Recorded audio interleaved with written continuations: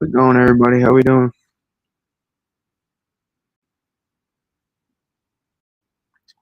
Forgot to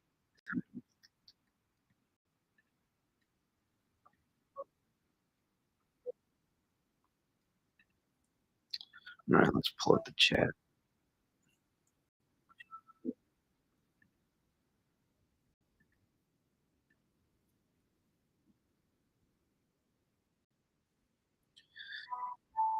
Hold up. I'm gonna plug in the mic. Forgot to do that. We should be good now.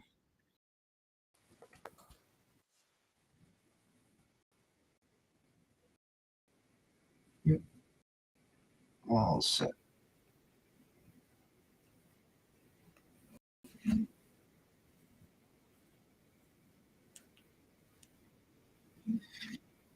All right, so I get the storm hasn't exactly gone how people wished it would have. For many, especially many of my fallen over the past few days or so. But hey, listen, you can't get every single snowstorm as much as we want to. So we try our best, but we can't really do anything. As I've been telling you, the weather is fixed. There's really not a lot we can do to change it. We can pray and hope for all we want, but at the end of the day, Mother Nature is made up her mind.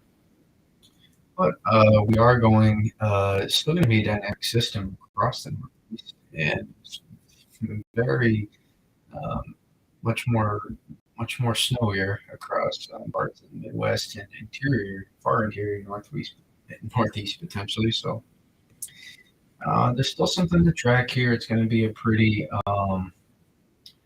dynamic system. It's going to be regardless of where you live across the central and eastern United States. It's going to be cold and windy for Christmas Eve and Christmas Day probably. So I would I will. I'm not going to guarantee you a white Christmas, but I am going to say it's going to be pretty cold Christmas Day because uh, regardless of what happens, you can see the cold that's already out ahead, uh, but the cold that comes in after on Christmas Eve and then Christmas Day will be potent to say the least, especially regardless of where the storm sets up. I mean, blue was not the color to go with right there, but I mean, across. Can I switch? Here we go. Right there. You're going to be your deepest Arctic air is where it's going to set up after Christmas. So there's that at least. At least it will feel like Christmas, temperature wise, regardless of where you live. So um, if if you were looking for it to feel like Christmas, then there's the bright side. But yeah, so let's get into it. Let's dive in. Again, I mentioned here on my thread. Actually, I'm gonna pull that up. Um, we'll kind of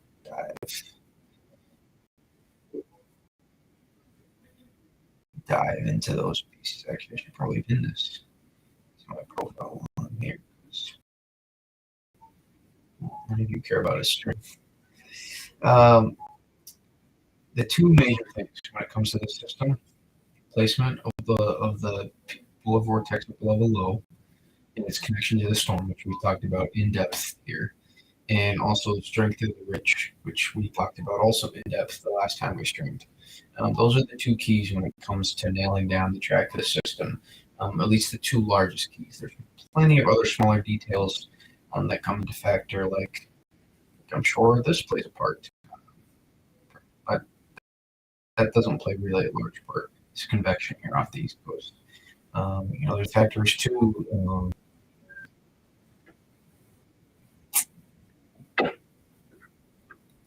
This piece right here, that's coming off the Southwest Pacific. So this is kind of I told you last time, it's a Miller A, Miller B-ish kind of versatile. It's trended a little bit more Miller B-ish, I guess you could say, on the models. Um, but it's not. It's neither a true Miller B or neither a true Miller A system. It's such a dynamic one-piece fort that's coming in, but it's also going to be enhanced by this fort that's coming off the Southwest Pacific across the subtropical jet region. And these two are going to interact. And what kind of happens is the flow isn't able to ramp up right away. Mainly a part of the strength of this ridge out here to the west, so it forces the system to take a little bit of time before it fully consolidates.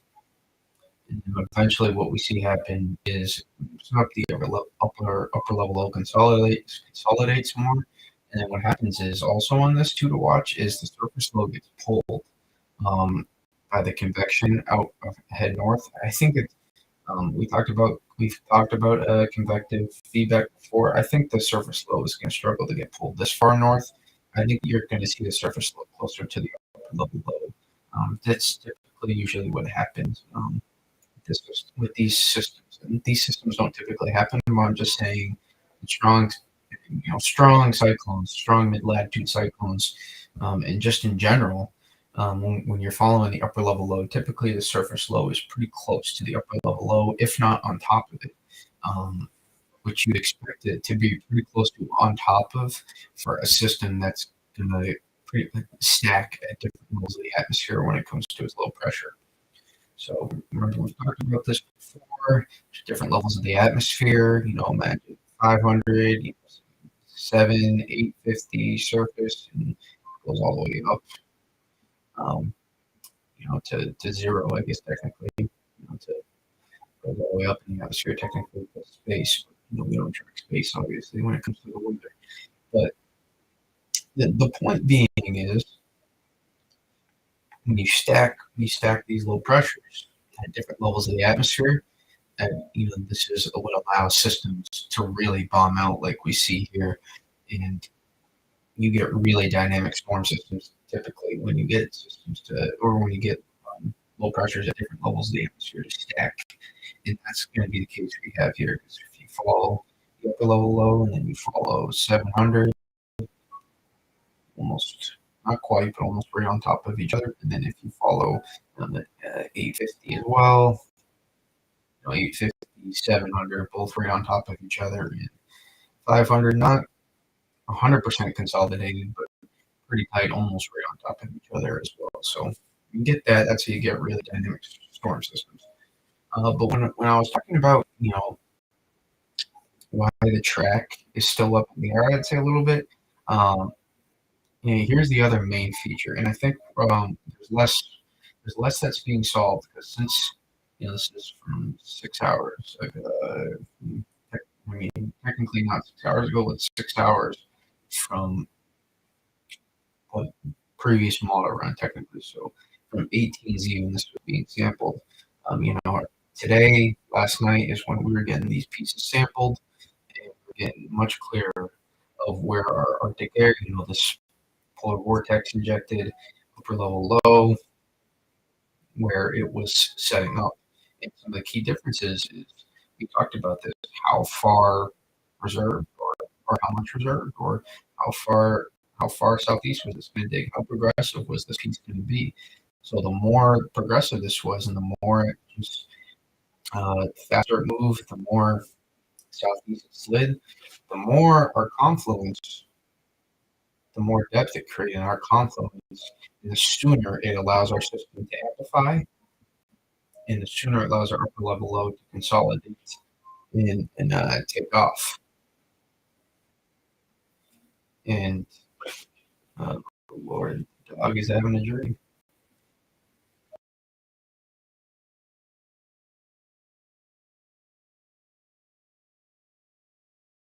There we go. Yeah, everybody has dreams, even dogs do. Point is, the more space you create here in this upper level low, the more you are going to amplify the system.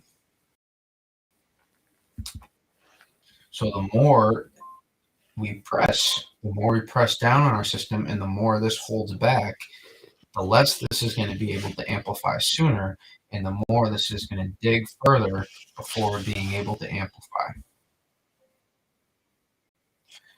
And so that's why this piece right here has always been, I think, the largest key when it comes to the system, and it's pretty much why the system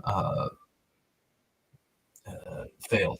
It failed when it comes to this region right here. So that's why the most of the Northeast, or at least the populated quarter of the Northeast, is likely going to fail when it comes to getting a significant snowfall with this event. We'll still see flakes, but probably nothing like this region is going to see. You know, these folks are in for a lot more, and we'll see where this shifts. Maybe this shifts a little bit further east, just a little bit, or maybe it shifts a little bit further west. But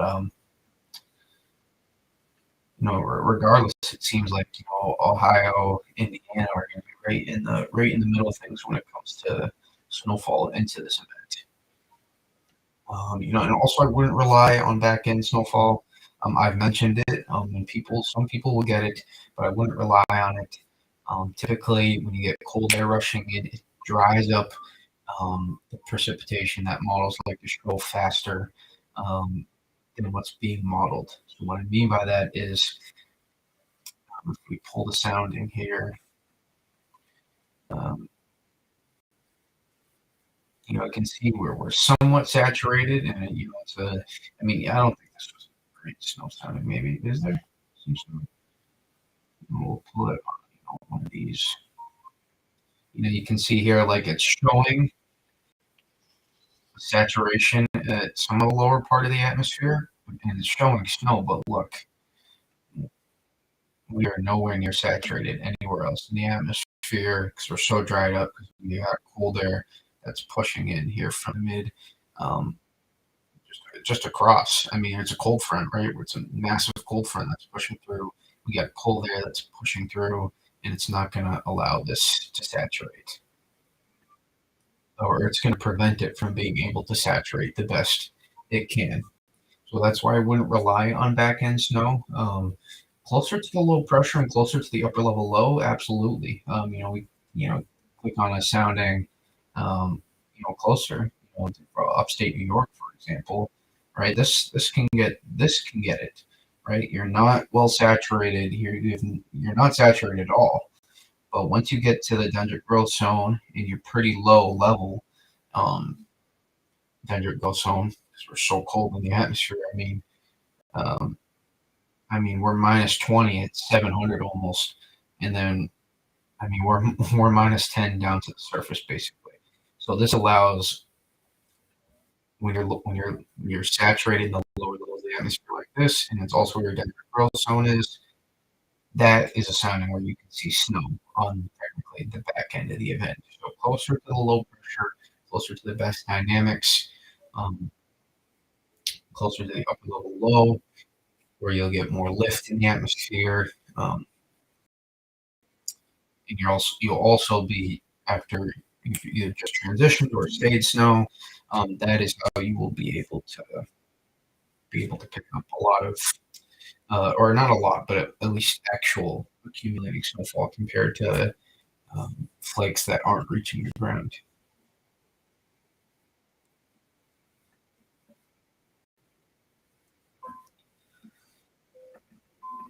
Right, so those are the two, and the other, I think I kind of talked about this, but strength of ridge. If you pull up here at 500 heights, this you can see a little bit more clearly, right? This is typically another piece I should mention too. Vertical ridging compared to horizontal ridging typically doesn't tend to work out a lot for this part of the country. Or I should say, this part of the country. It doesn't tend to work out a lot because what happens is when you force your Canadian blocking to get vertical, you allow, remember, high pressure steer storms. So what happens is you allow height lines arise in front of the northeast, and you allow amplification. You allow amplification to occur before, before the region we live in here in the northeast. At least I live in. So that's why a lot of times vertical blocking can tend to backfire a lot. Um, it's a big key. Is there hope? I mean, a bit east, sure, but I don't know if you live in like Massachusetts or New England or something. I wouldn't rely on that far. I think there is room for this to come further east. It doesn't guarantee it will. There is room for this to come further east. There's also room for this to come further west, technically too. So I wouldn't. Um, I don't know where exactly you live, but if you don't, I mean, maybe Pennsylvania and New York is your best hope, and not just Western. I guess theoretically, some of these folks can get involved here. Yeah, theoretically, and I guess theoretically, each places could see flakes, probably not actually accumulation though, along the coastal sections of the Northeast. But interior Northeast has a chance for some accumulating snowfall. But I would bet on the farther west you go, the better chances for more accumulating snowfall. What I really wanted to talk about in the last couple minutes was though the ridge. The strength of this ridge is also another key to the system. Notice how this has been trending. The differences it takes. Notice how we get more reserved when the ridge backs up.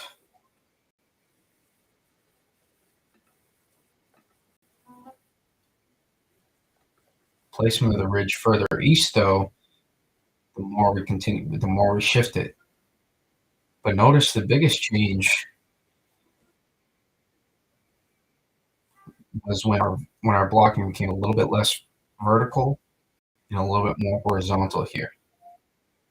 So what happens is you allow more room for this to come further east, and then you combine that with your ridge being a little bit stronger and coming ashore sooner. That also allows you to push the storm further east. So notice the biggest run change was when that occurred. Problem is there's probably not a lot of room for our high pressure. Technically, our upper level load that's out in place providing our cool air out ahead of this system. Obviously, before height lines rise and you wash out this region, but there is cold air in place out in front of the system, and that's part of what was exciting about the system's potential in the beginning. I guess it's still pretty early. I mean, relatively speaking, because depending on where you live, there's still anywhere from 2.5 to even 4 days, depending on where you live across the country. So we'll see. And big systems have room to move, have more room to move as well. I mean, I guess technically, regardless of the size of the system, there's always changes that can happen. But I wouldn't rely on this to move like 700-800 miles. I wouldn't rely on that. But we could still see 100-200 mile shifts potentially, maybe even more. I mean, you look at the trends just in the last 24 hours based on models. 1, 2, 3, 4. I mean, look at the shifts we had. At the deepest part of our trough here, across the quad state border, I guess we could say. And in the last 4 runs, we've centered that a good 300-400 miles to the east in the last 24 hours. I mean, I don't know if that's 300-400 miles. At least 200-300 miles though. So I mean, technically, I guess we could see one next couple days and room for us to go as far east as here, but I wouldn't rely on it. So we get the smaller the chance there is in volatility. Not a guarantee, but the closer we get to event, the better sampling we get. Ideally, the more consensus we get in models and less room for more significant changes. Doesn't mean the system's not done changing yet in terms of what the models are depicting, but you also got to remember, we can wish for whatever we want on the models, but the pattern's been set already. So no matter what happens on the models, the system isn't changing. The models are. Whatever is going to happen is going to happen, and there's nothing the models can do to change that. Even though we view it that way, because that's mostly what we have to view how the system changes. So we call it last second changes, but in reality, it's last second changes on the models, not the weather. Just some perspective, not great, but some perspective. But yeah, if we look at the euro, which is actually a new euro is going to come out, so I'm almost wasting my time, but I don't think I am.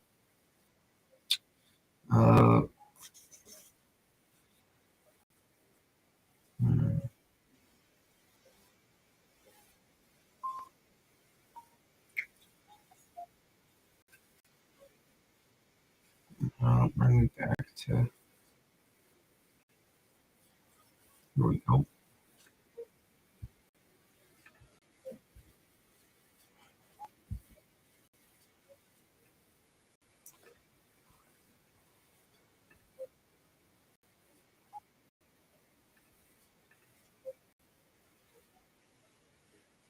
All right.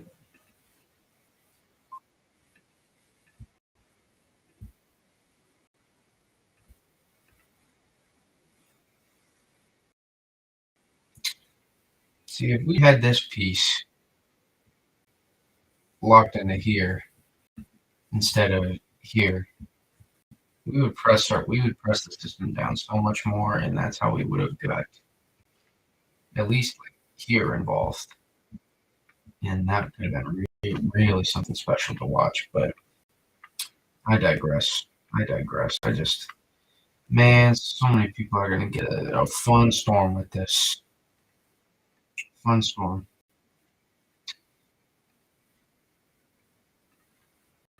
Not too many changes on the euro. It's a little bit further. So I take that back. Notice the angle. The angle of the trough is definitely different. Notice. No, go here.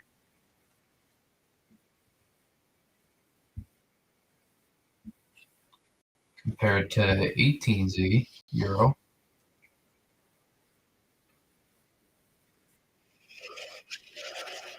Jeez.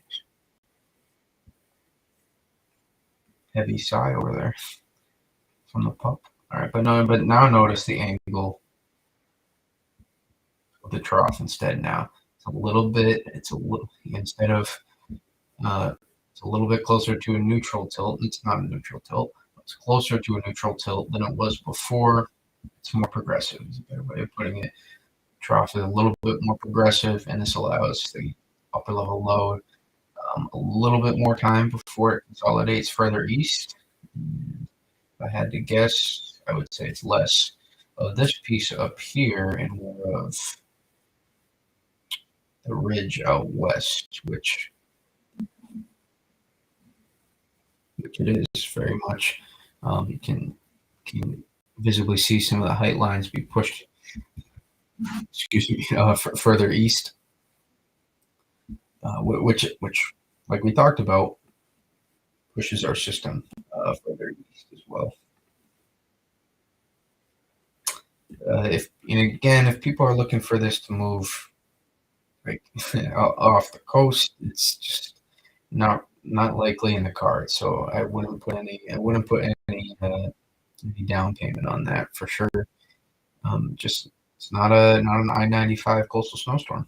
It is what it is. will be another opportunity that we'll discuss in a second, though, after that. But anything that's this large, you have to wait. You gotta hone in on details first. Anything that's this large before you can get to what's happening beyond. So that will become clear in another 3 to 4 days. But until then, we'll have this one to track. And also, regardless, I mean, it's going to be really windy. Really windy for a lot of people here. And so we'd also have to watch out potentially for a severe threat. And if not a severe threat, um, a big time like squall line threat almost, where anywhere in here could potentially have a strong low level jet, right? Because we um, take a look.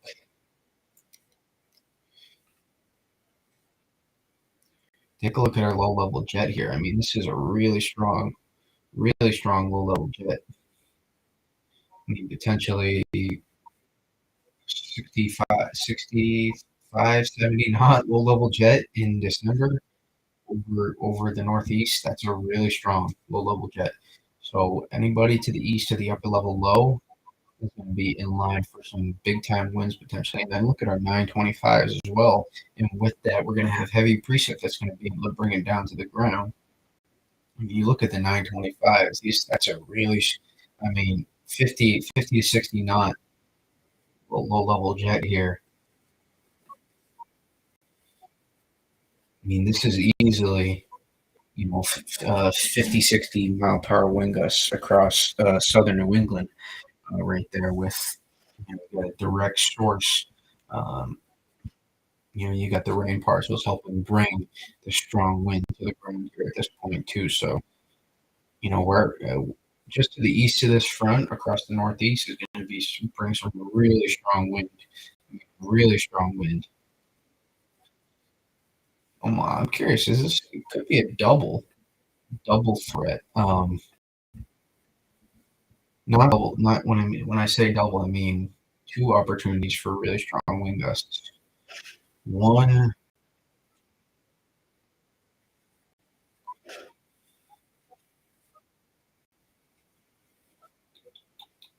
This help you there.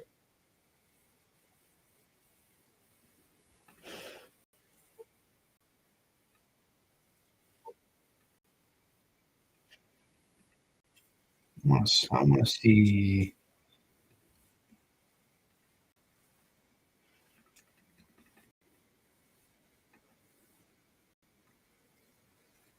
Right. So initially, but there's a strong wind threat here. Um, there's a couple batches of rain. It looks like there could be. So there's a strong wind threat initially, and then also when the front rolls through too, there'll be some really strong wind gusts along this front. Probably more 40 to 50 plus mile per hour wind gusts along this front. So could come in a couple rounds. It looks like some 40 to 60 plus mile per hour wind gusts from the northeast on the 23rd. So it could potentially, some folks may get a morning round and then a PM round of strong wind and rain, and then more strong wind and rain, or at least strong wind, followed by maybe some flurries on the backside, depending on where you live. But we still got to get closer to see. Remember, I told you there's still volatility left in this storm, so there's going to be changes. We're not quite done yet. Not quite done yet with changes when it comes to the storm.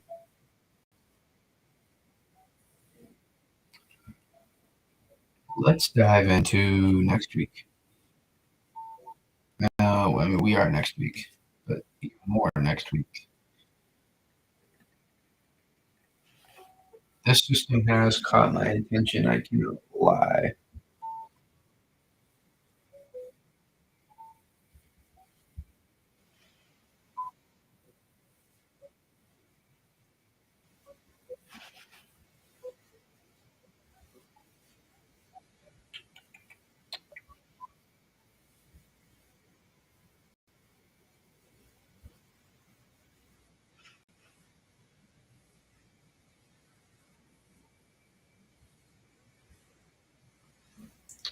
Alrighty. So with this system, one of the keys with this system is, right, we still have to wait for this to wrap up and get out of here. And you can see this system is going to be around, um, I mean, through much of the week. I mean, basically, I mean, technically, the vorticity from the system isn't getting out until it's just going to park itself, basically. So it's not getting out for a while. So there'll be some pieces here that we'll have to figure out. But the cold air left here from the system is going to act as basically cold air in place for the next system. So there's still some complications in terms of exactly pinning down what's going to happen. But I can tell you the pieces are there for something to happen. And I will say, remember, every piece in the pattern is connected. So the more for the further the more we delay the amplification, the more progressive we make the system, regardless of just trying to see snow here, right? We kind of get this up. I mean, or maybe not Pennsylvania, New York, but we've kind of given up here at this point. We're not, or at least we're not relying on this system to produce any significant snowfall when it comes to this upcoming system. But that's not to say this doesn't have impacts on the one after that. The more progressive we make this, the more we're going to allow the flow to amplify behind it.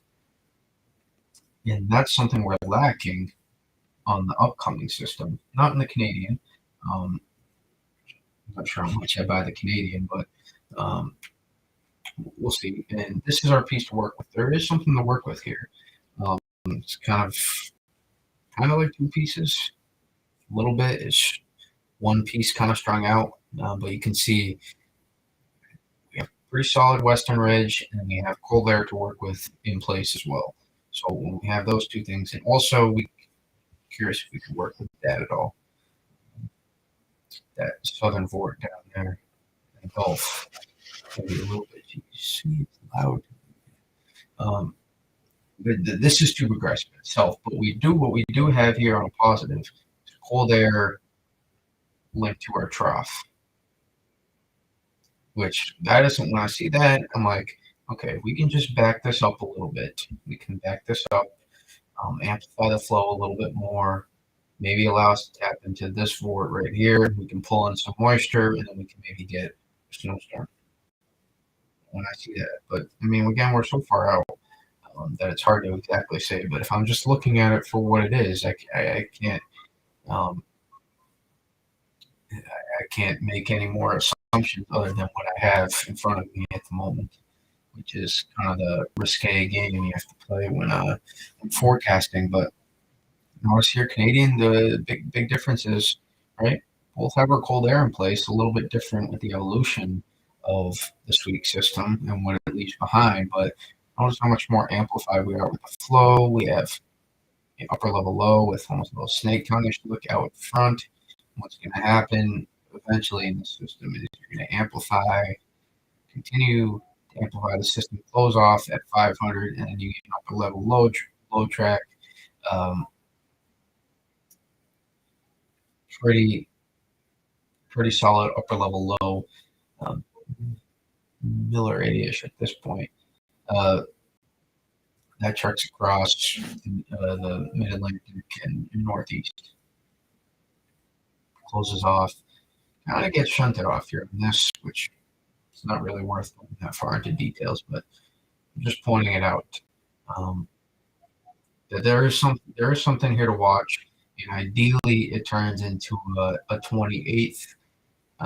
It turns into a 27th and 28th threat instead of a 26th, 27th, because we're looking at 26th, 27th. That means we're probably making the system a lot more progressive, and we're limiting our opportunities to pull in moisture and actually have a snowstorm.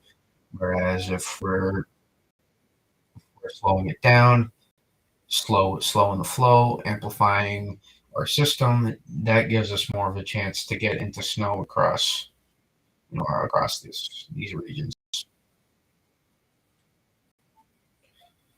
So even if you're a southeast snow lover, you're hoping to slow down the flow a little bit behind this system, and but that will require making this system a little bit more progressive. Because remember, like I said just a few minutes ago, every system is connected to the next when it comes to the weather pattern. So the more progressive this current system is, regardless of trying to see snow across the Northeast, the more you're going to slow the flow behind it, and the more room it gives this piece back here to breathe. Potentially, if models are also what also you could watch it from Northeast Tennessee. Awesome, awesome. If you're more curious about my thoughts on the on the current system, I should say, not previous, I promise I covered that all in depth, regardless of where you live, how the storm can change tracks. So if you want to look at that after, but also I should point out the more we leave this behind, right, the more we're going to amplify. But potentially models, Sean, my man, what's up? Uh, if we pull out here to the wide view, oh, did that on cue? Uh, I mean, notice how long this is 5.5 days out. Oh, I appreciate that. I appreciate. I'm not exactly sure if that's your actual name or if it's just PL Jedi, but if that's not, I can't pronounce your name, so I apologize, and I don't want to butcher it, but I appreciate that. I try to do what I can. Try to do what I can. I enjoy this, so it's not really a burden to me. I would just be uh just be watching sports, Netflix or YouTube or something right now. So I don't mind doing this.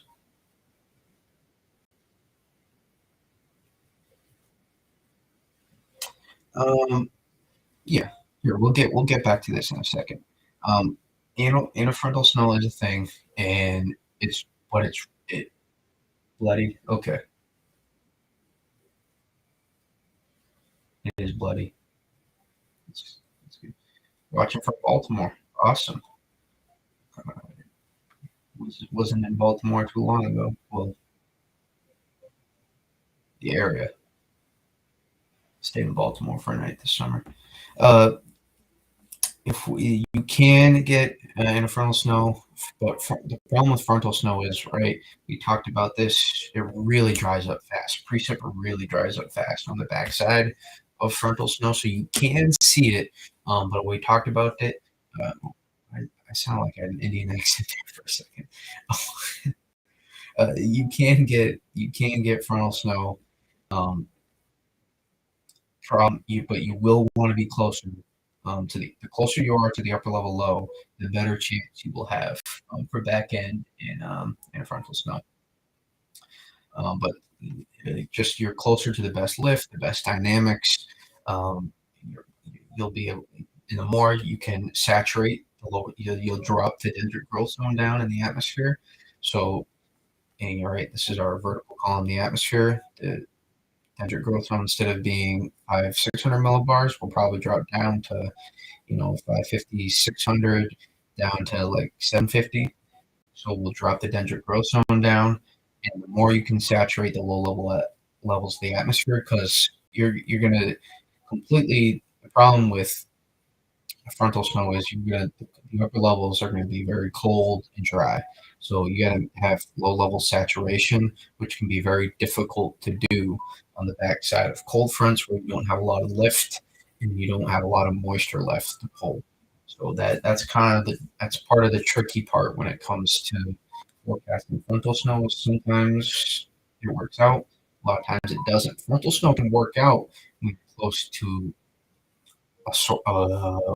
an open water source, though, like the Great Lakes or the Atlantic.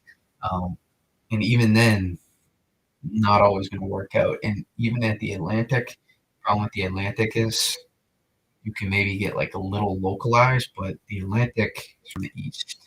And when your wind and flow is from the west, you're probably not going to get a lot of enhancement from the ocean at that point. So that's why you see lake effect snow. When you get strong winds and um, enough vorticity, you can create enough uh, good dynamics and enough lift in the atmosphere, along with a strong enough wind off the lakes. That's how you can get lake effect snow, and that's what's going to happen after this system too. Probably a pretty big lake effect. And then if I had to guess after this system, so add that to factor as well.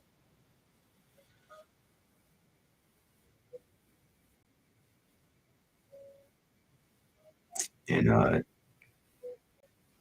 tracker, you said if you notice the east trends on models open the energy behind it back up to breathe. Yeah, that's actually exactly what I was talking about here. Is the other part of that system for the 26th to 28th or 27th to 28th is look how much time there is still before we get an idea. So there's a couple components here that will be interesting to follow. Notice this.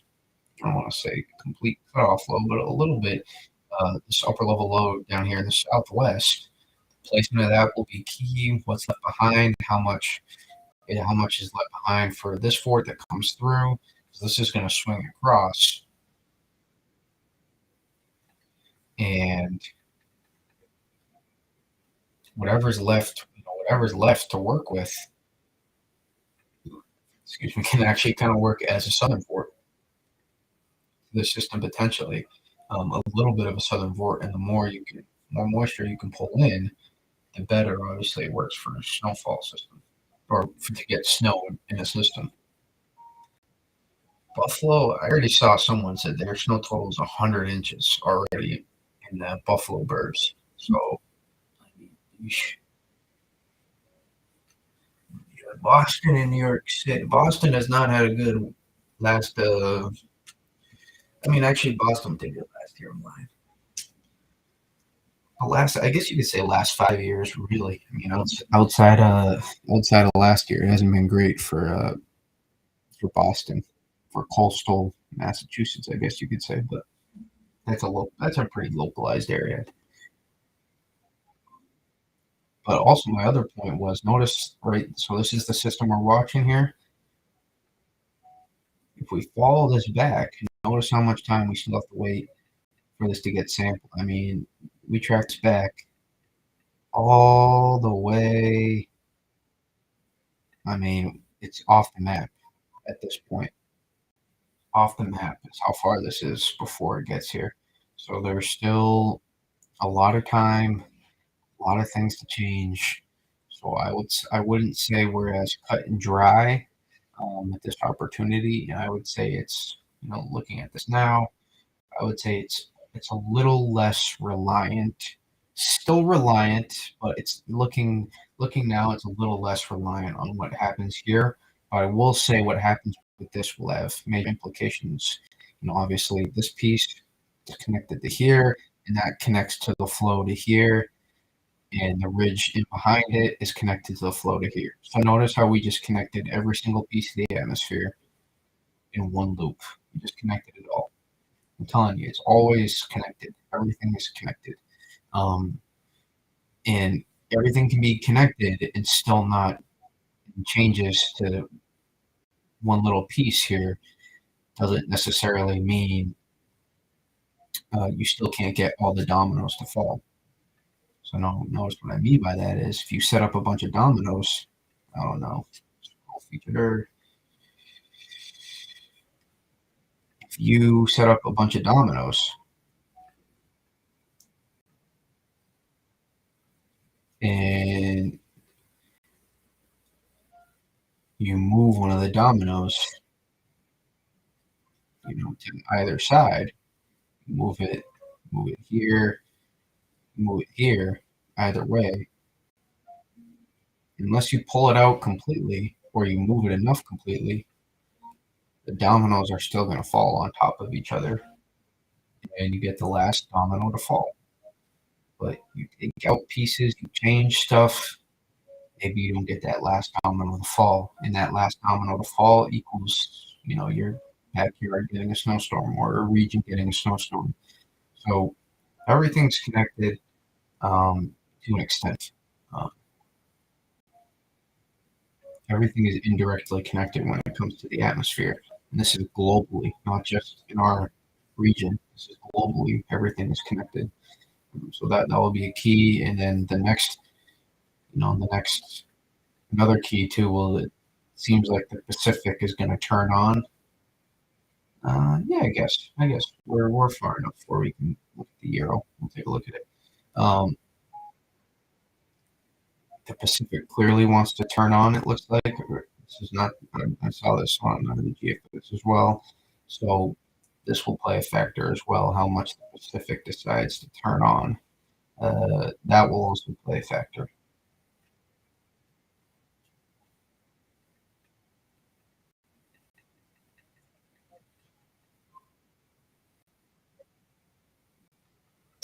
All right, it seems like the polar vortex is trying to, a lot of long range modeling trying to suggest it's going to strengthen again, which is so that's not always bad, but typically the the flow becomes more zonal and there's more opportunities, uh, less opportunities for big time storms. A lot of times when the flow becomes more zonal,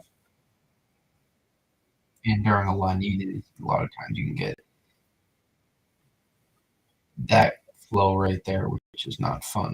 So, but we'll see. That's too far down the line. We can only focus on short and medium range because you focus on the details of the long range, you're just gonna kill yourself. The details of the long range are ever changing and will continue to be always changing.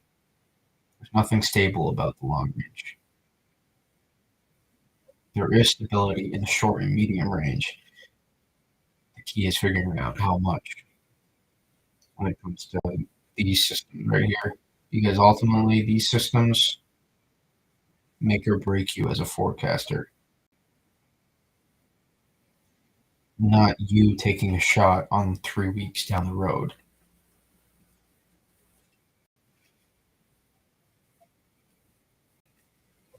These systems, I saw someone put this out. I mean, I saw a couple people. These systems bring out the best and the worst in people.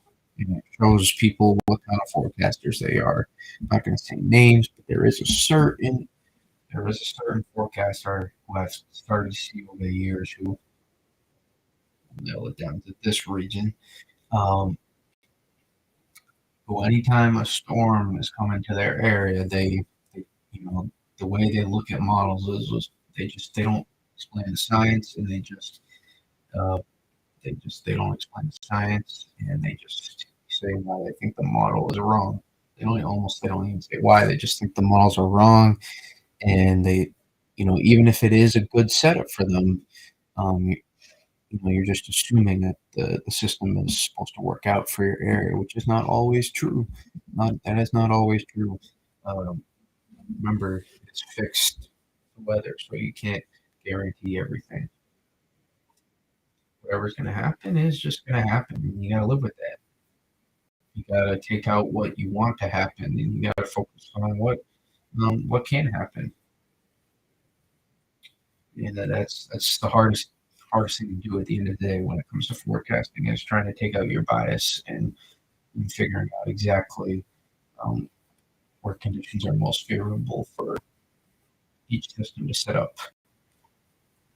And that's why we talked about the different things that can happen when it comes to the strength of our ridge. How much pressing do we have on our storm, which translates to how vertical or horizontal our blocking is to the northeast of the system.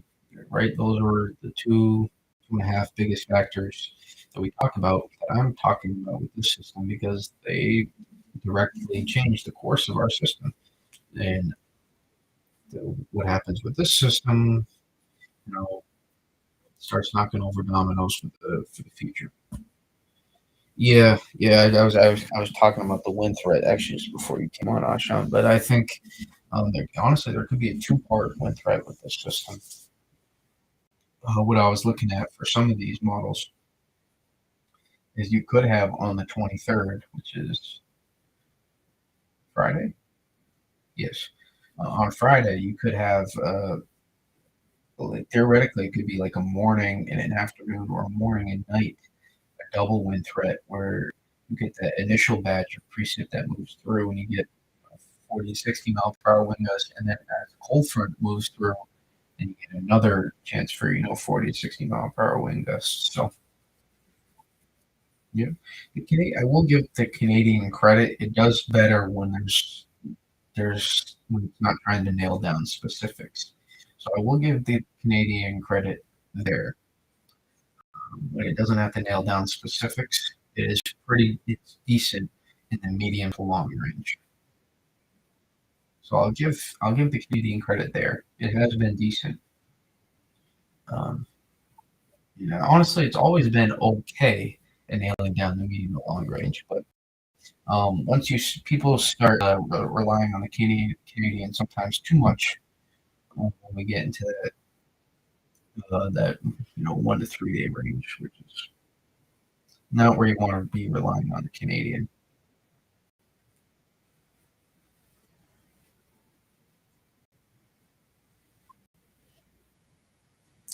Still some key pieces. Still some key pieces left to go with this event, though. This current storm again. Have to see. Do we get? I mean, probably not that much, but you can see what I'm trying to draw here. Does this press more over here, or does this go more vertical? Allows sooner amplification for our system. And does our ridge push in sooner and is stronger than what's being modeled? That's another. Those are more key factors as well. Those are the two key factors with this current system when it comes to figuring out track specific details. Snowfall. Ultimately, you got to be within 48 hours always to start figuring out exactly where snowfall is. So I'd say in the next day we can probably won't be snow maps for the Midwest, but I know it won't be, but um, honestly I might have to make a snow map if this trends further east. Not right. We're not talking about that far, but a little bit further east because I do have Pennsylvania, New York, and northern New England on my snow maps. So on my snow map, so I will have to actually make one for this, which will be a little painful knowing I probably won't be getting a lot other than uh, rain, but it is what it is. Hey man, I want my one big storm this year. That's all I want.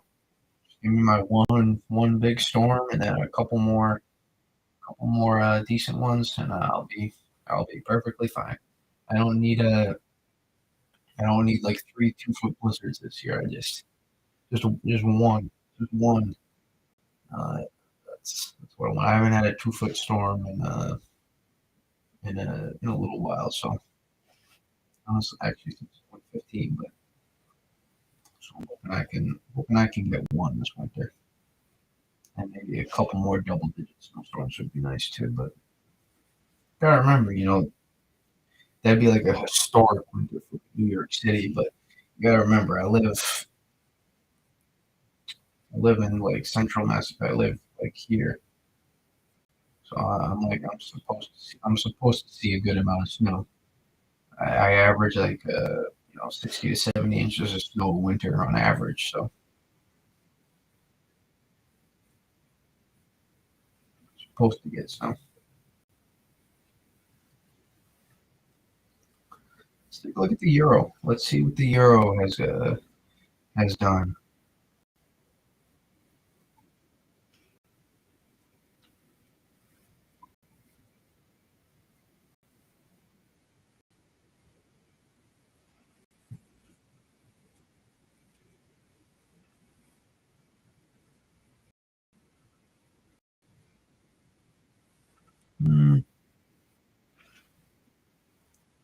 a little bit.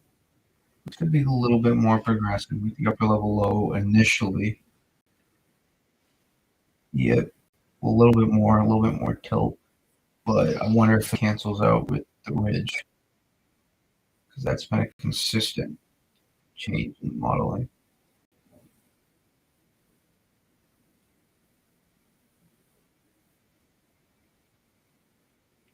Yep, a little bit more progressive with the upper level low.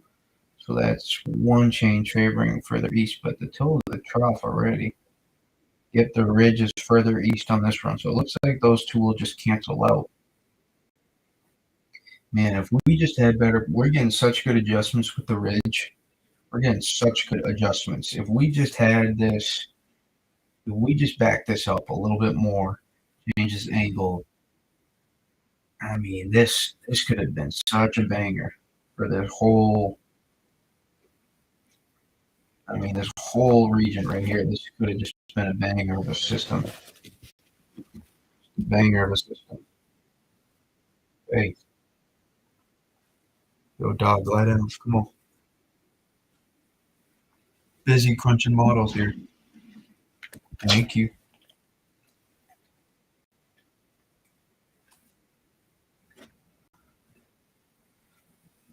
Yeah, but the placement of this ridge here, that's what's really the biggest changes. That why we're seeing more progressive system. I mean, relatively still amplified, but I mean not relatively, very amplified. But honestly, it's not.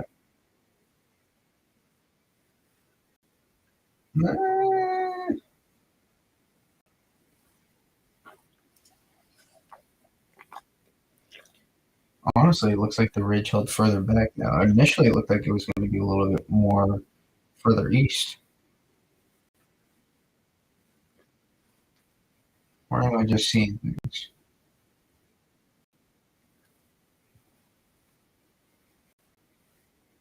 I mean, it looks like the ridge is further west.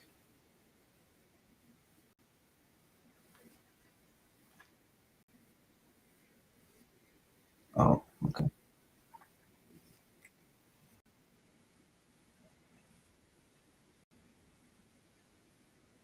I mean, to me, it looks like we're a little bit more negative. So it looks like the euro is a little bit further west here on this run.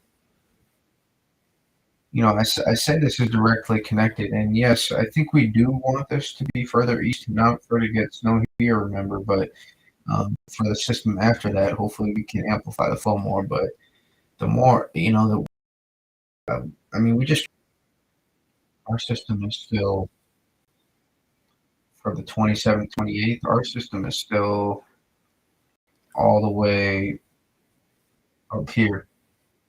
I mean, at this point, I mean, not 84 hours out, but at 84 hours out, it's over the Pacific. We follow this down.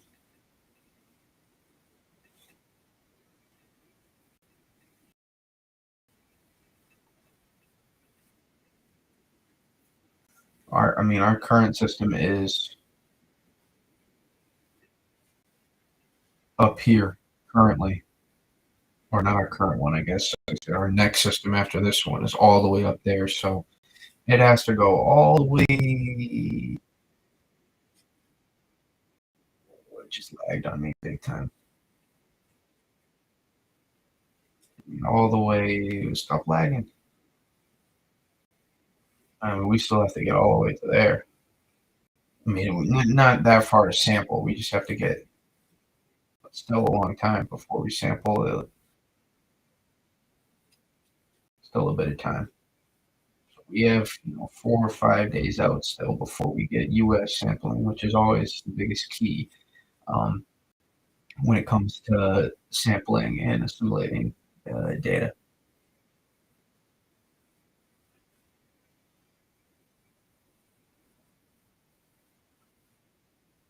And that's messy. This is messy. So there's going to be changes. This is messy. This is just messy, messy, messy, messy. GFS has a tendency to latch on to certain areas of spin too. Very much has a tendency to do that.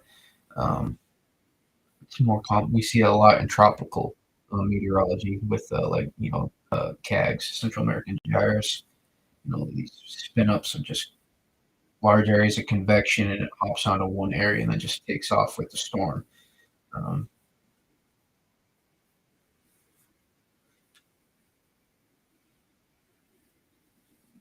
so the whole Bible, you'll see plenty of changes. I thought this was a little bit more connected originally, which it is. It very much is still connected, but it seems like it's a little less reliant than I thought originally. Um, when we zoomed it out, as you can see, but we'll see how this model plays out, and then we'll hang up the cleats here. Oh, we don't go that far out. I forgot.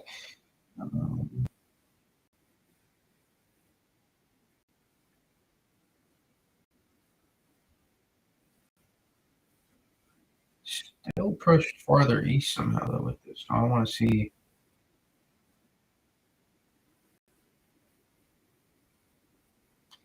Faster. We're faster with the ridge.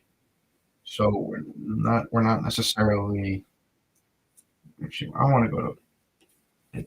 This is tougher to go from here, so I'm going to go to.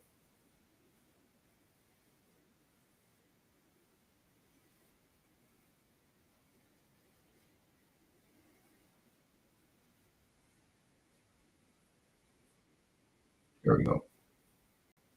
This will be easier.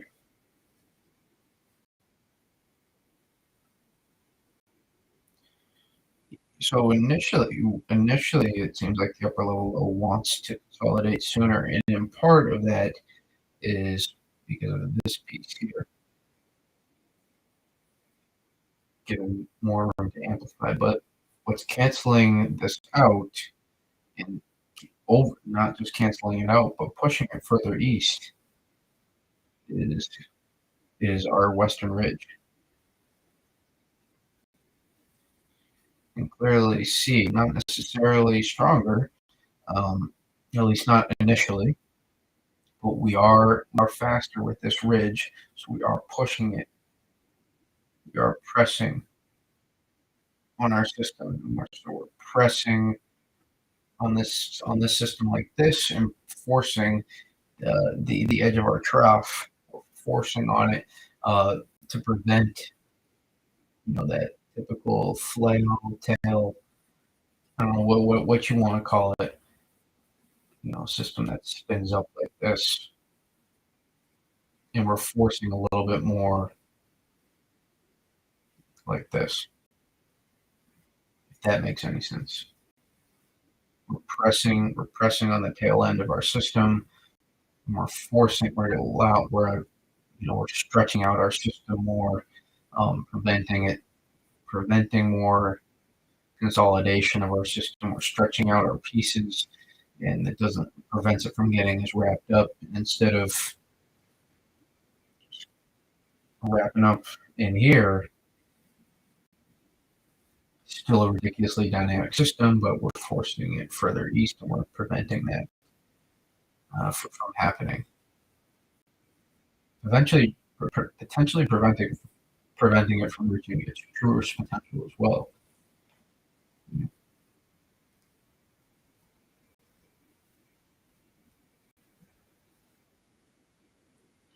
A little less vertical with the ridge. And yeah, just faster. We're faster with the ridge, which I thought I was seeing initially. I guess my initial was go with your initial. Your first guess is your best guess, unless you're wrong. That's cool. This. Oh no. I guess I'm just kidding. All right, slide back here to the board, 500 board, so we can check out what the Euro is doing. Can't believe 8 days out following a Navy system. How crazy am I?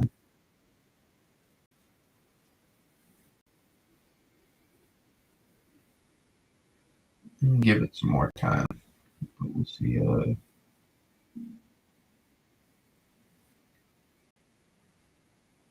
Get a little bit more progressive, right? In the ridge, you can see what I was talking about here. It presses on this farther.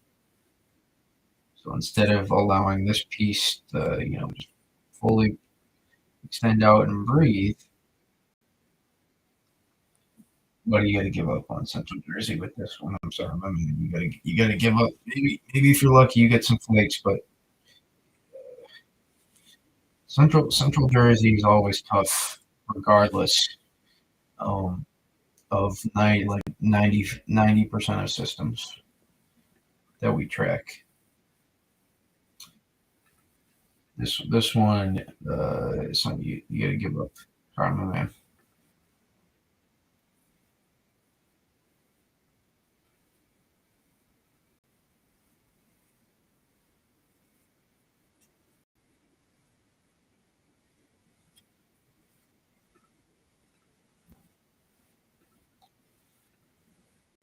Yeah, just that's actually a pretty decent change here. We're pressing on much more, much more. So this system is just going to stall and occlude basically. But the sooner, the sooner this pushes east, further this system gets picked out east, and we're also going to amplify the pattern behind it more, or at least the setup behind it.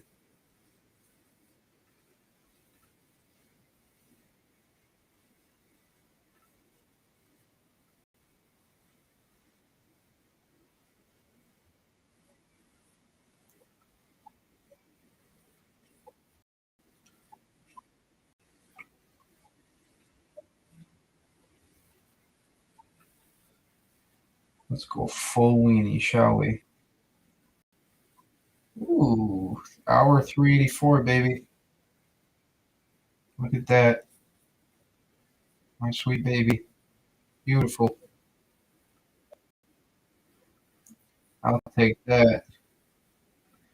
That is what you call a Miller B, my friend.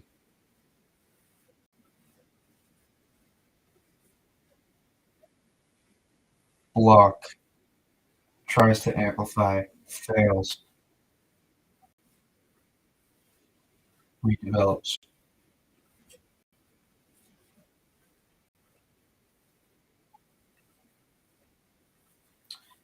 I mean, if we were just looking at this is not a forecast whatsoever, but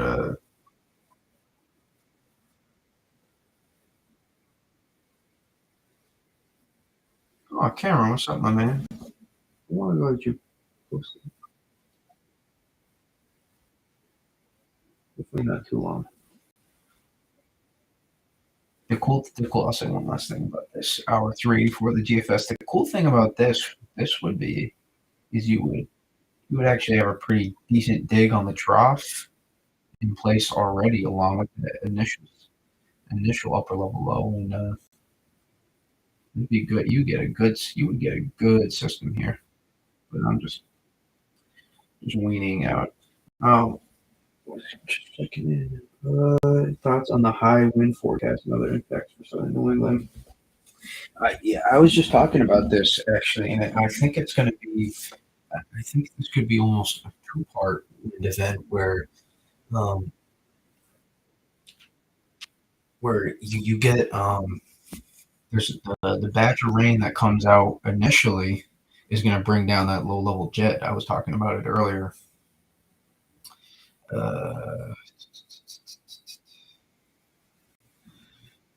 Switching. Oh, actually, we can use this euro.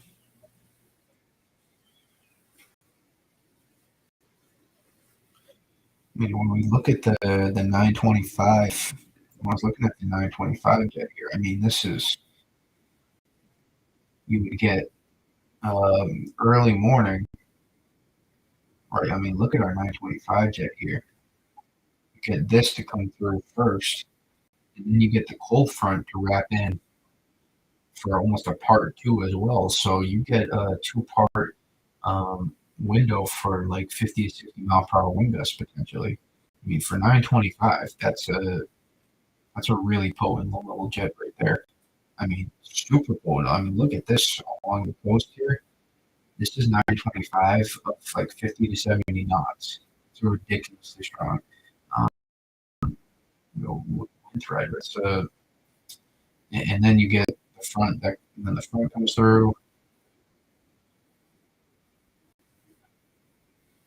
Right, the front comes through, and you get that part of the wind thread as well. So I'm almost thinking there's a early morning wind threat, and then or late overnight, depending on how you view it. And then in the afternoon or during the day, there's you get the cold front that comes through, and you get a secondary strong wind threat with that, and then maybe some flurries on the backside. I don't know about flooding though. Flash freeze will probably be pretty important too. It'll probably be a pretty big flash freeze threat with this. So I'm not sure. Hopefully, we didn't ask it too long ago. Just missed it, maybe. If you're still there though, those are my thoughts. Those are my thoughts on the wind threat.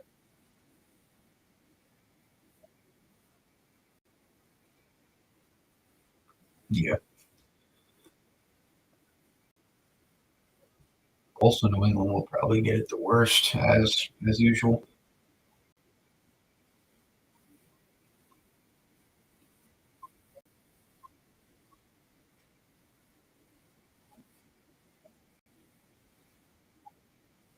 When did this close the Euro show before? I'm curious.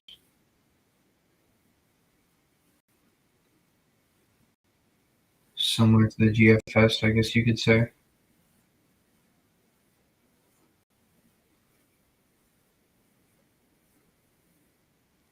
Yeah, similar to the GFS.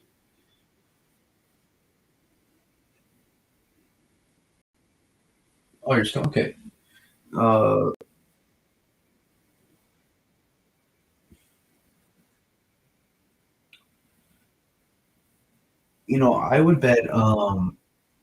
I would bet along the front. Along the front, there'll probably be a little bit of an inversion. I'd have to imagine. I'd have to imagine. Um, but if the yeah, actually, I was talking about that earlier too. I think the squall line along the front is what could help bring down some of that wind.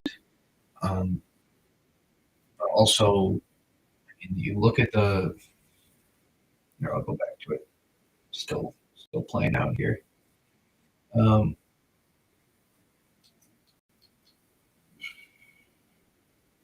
was Here we go.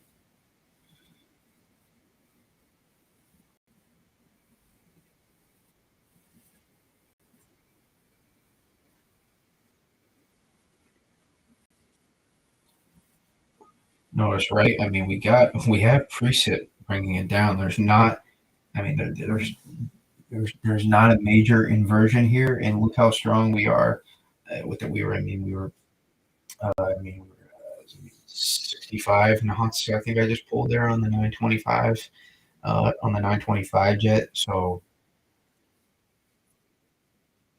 I think that honestly that first round looks even more interesting than the squall line itself, even though potentially the squall line could be more convectively active. I guess suppose I haven't looked too far into it to be honest, but surface to 3 kilometers, 65 knot. I mean that's legit, legit. I mean, you can see the photographs too. I mean, it's like around 850s. I mean, we're 60 to 70 knots. So um, it's just it looks like it could be really. The first batch has honestly caught my attention the most with this because notice there's going to be a lot of rain, especially out in front. There'll be a shorter sustained time with the squall line. Um, but this could be a longer duration too. A little bit of inversion.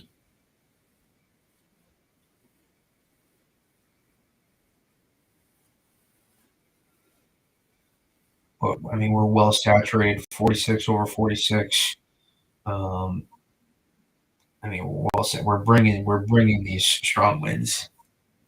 We're bringing these strong winds down from our 925 jet here. So this looks like it could be some pretty strong winds.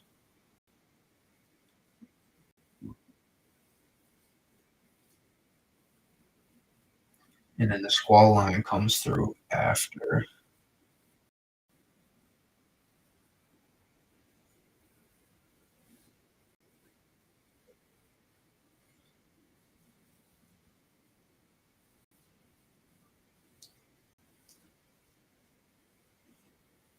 Yeah, there is an inversion on the squall line here. Off the charts though with the Hodos. I mean, we're 80 knots. Are you kidding me? I mean, we're over 70 knots at 925. I mean, that's ridiculously strong. So I guess the squall line, uh, the squall line, I guess, could be. I mean, always with the squall line, you always look at usually a lot of times for the highest potential when it comes to the wind. Um, Again, it looks like there will be a little bit of inversion. Question is how much. But when I think there'll be a little bit more long duration opportunity for at least wind gusts will have a little bit duration. Um, be a little bit more sustained in that first batch that comes through. Look at the precip.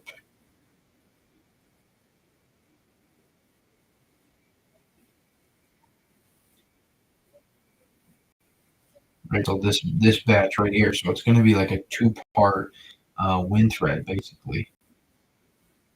As the front moves through is the second part, and then before originally, um,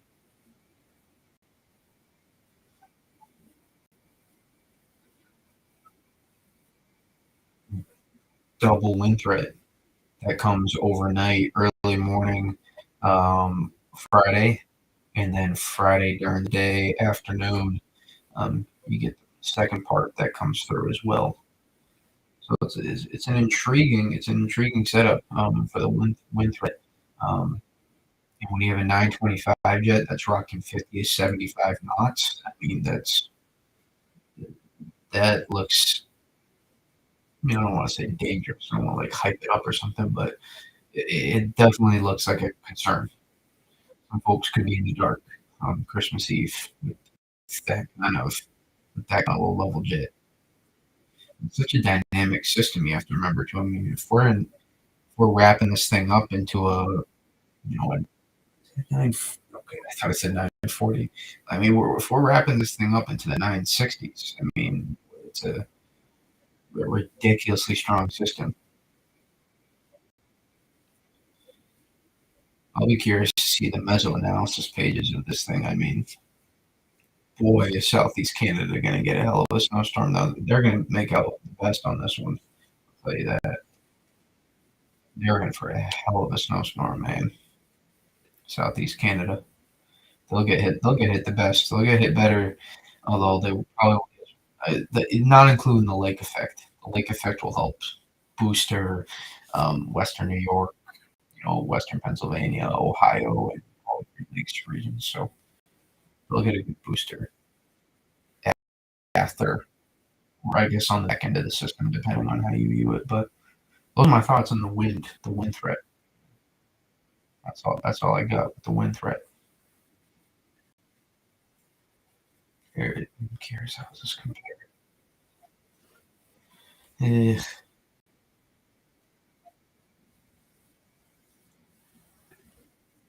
not too much changed here. Not too much has changed here with this one.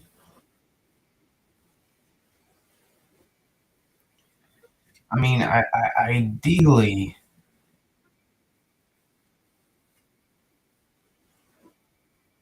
I mean, it's hard. The GFS in the Euro are showing something. Not completely, but much different than the Canadian is. I mean, ideally with this setup, you would pull this much further.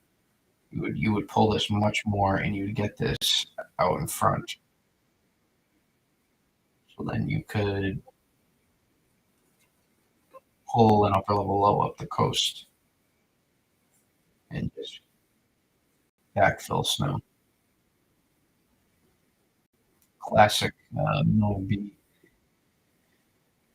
kind of setup. But here you can see just this doesn't get far enough behind. This doesn't get far enough out in front. And what happens here is this is just going to be too progressive. Yeah, there's a lot of talking points with this system. I mean, there's a lot from here to here. Florida's going to go below freezing. Maybe even down to Central Florida. Washington, these folks are all getting snow. I mean, it's going to be a blizzard for like everyone in here. It's going to be like a blizzard for like a day and a half, maybe, or maybe shorter for some people. And then who God knows what's going to happen in here. Who knows? They'll get rain, snow, whatever, wind. They'll get it all. Could be thunderstorms and 50 to 60 plus mile per hour wind gusts in here, and then flash freeze after that. So a lot of different. Definitely, there's not a lack in potential talking points when it comes to this system. So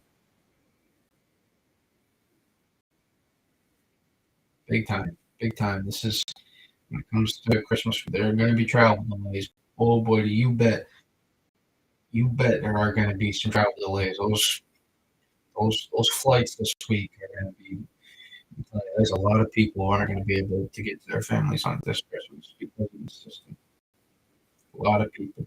A lot of people are not going to be able to get to their families because of this system, especially after the airlines are under fire right now for the turbulence. Those two planes with the turbulence problem, so they're going to be extra cautious because they don't want to risk any publicity. They either don't want to risk any bad publicity. So you better bet that there are going to be a lot of travel delays and problems.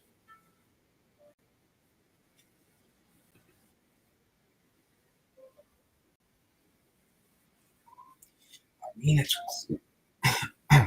for 7 to 8 days out.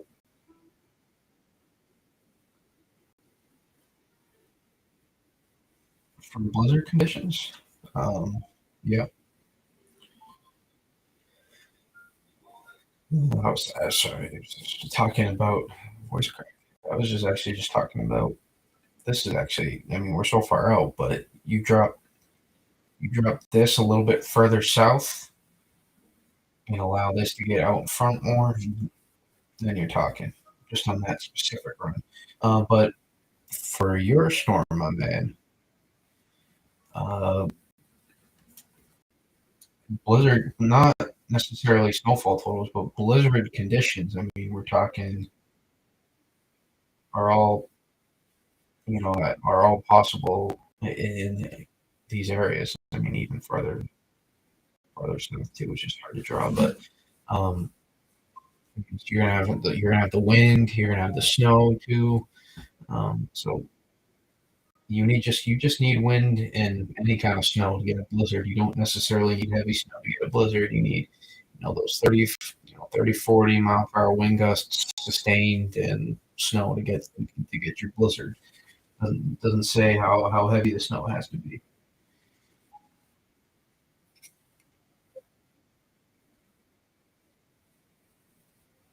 Yeah, no problem. But I think the heaviest, when it comes to the heaviest snow in the system, if you put a gun to my head, I would say it's going to be Canada. First of all, I think Canada's going to get. I think Canada's going to get the heaviest snow when it comes to this system. But I think for the purpose of lake effect, I think I have to include Western New York. But I think this area right here. I think that's your region for heaviest snow. Just follow the upper level low, and then you pinpoint northwest of it.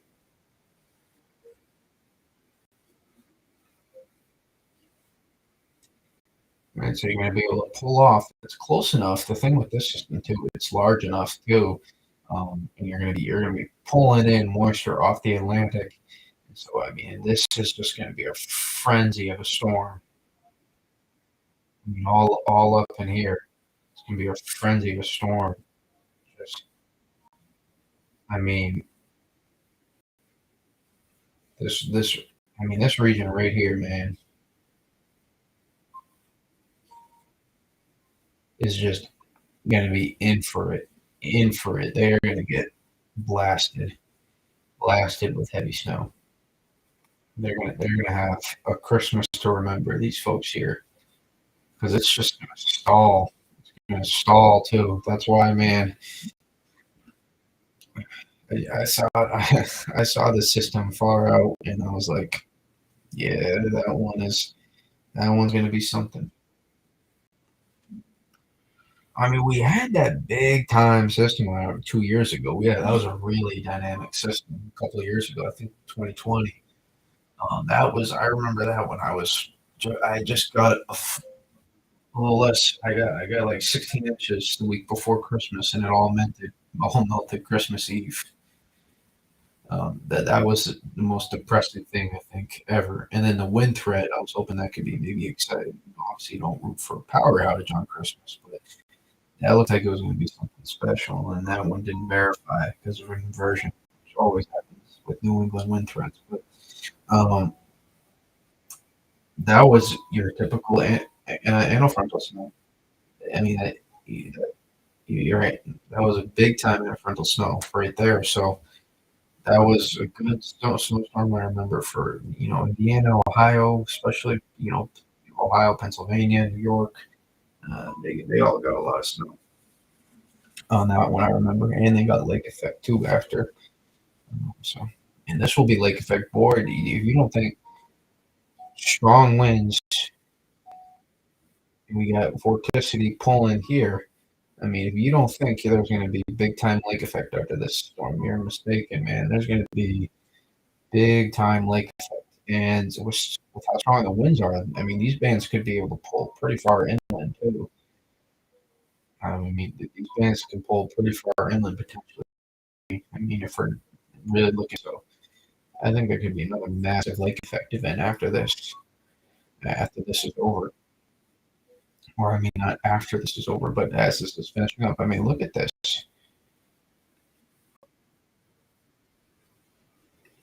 This is 24 hours later. The system has moved all but 200 miles, maybe. That's that's not a lot. So people are just telling you they're just gonna rot. Snow is just gonna rot over these regions, man. I mean, people are gonna rot snow for multiple days. Canada's gonna get the best out of this one, man. You're gonna get a you're gonna get a heck of a storm. Feet feet of snow, 2 to 3 feet probably for plenty. I mean, if we looked at these snowfall maps aren't going to tell me a lot, to be honest. But yeah, this is lake effect too. All this is lake effect here. This is lake effect. This is lake effect.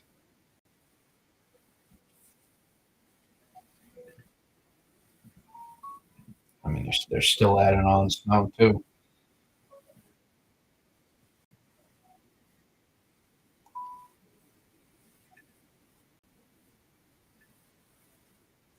Yeah, that's all I got. We lengthened the stream, I think, more than I wanted to, but I don't mind talking about the weather whatsoever. So, um, we're the kind of people in YouTube tonight. I didn't give them a heads up. This was kind of just on the fly. I just wanted to talk my thoughts out. I always feel like I get a better understanding for the system when I do these streams and talk my thoughts out. It gives me a better understanding of the pattern when I'm trying to. If I can explain what's happening to you guys, then I definitely know what's happening for myself. I can get a better understanding of these systems. So that's another reason why I actually like to stream. It helps me gain a better understanding. It makes me a better forecaster if I can explain my thoughts to people and understand what my thoughts are and talk them out. So I appreciate everyone that came in. We'll probably do another stream before this system arrives. Hopefully, at least. Maybe not. We'll see. But until then, I'll be active on Twitter. And if you got any more questions, you can at me, you can DM me, you can put them in the chat right now, whatever you want to do. Um, and I'll get to them. But if they don't put them in the chat, I'm logging off. Yeah. Merry Christmas or Happy Holidays to you too. I'll probably do another stream before the system is over. Maybe another couple streams. We'll see. And hopefully we can stream whatever happens next week too. So.